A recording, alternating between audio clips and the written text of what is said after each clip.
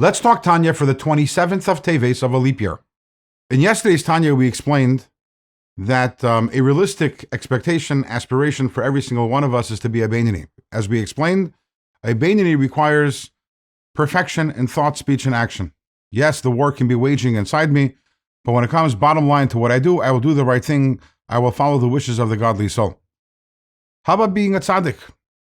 Isn't that the more desirable outcome?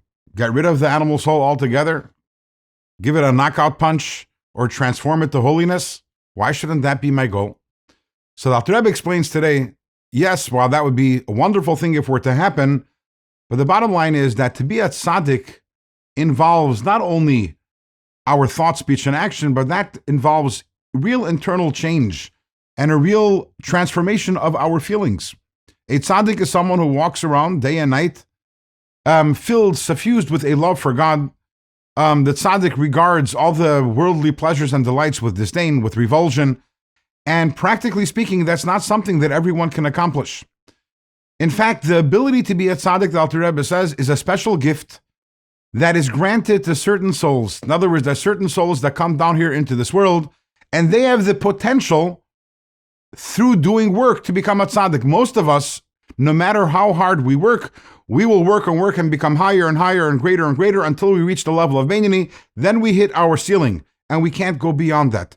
Certain souls have this special gift, this special capacity to become tzaddikim. And to be a tzaddik, the Alter Rebbe says, is don't be distressed if you can't be a tzaddik. The truth is that to be a tzaddik, that's like the reward. That is what, that kind of relationship with God and that kind of stress-free life that a tzaddik lives, spiritually stress-free life, that is what we experience after 120 years in the world to come.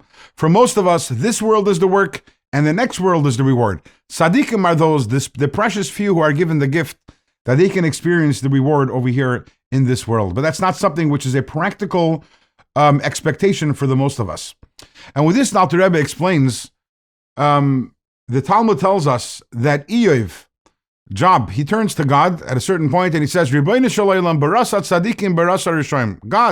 created tzaddikim, you created righteous people, you created wicked people. And the obvious question on that, which the Alter Rebbe raises in the first chapter of Tanya, is, one second, God doesn't create righteous people, he doesn't create wicked people.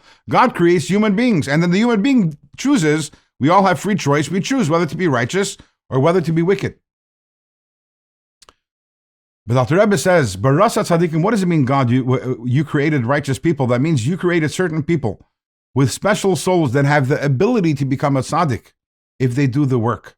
Not everyone is like that. That is a certain class of people who have that gift, that special gift and that ability to be a tzaddik. Now, that doesn't answer what Barasa Rishoim means. What does it mean, God, you created Rishoim? Everyone can be a Rasha. That Alter Rebbe will answer later on in chapter 27 of Tanya.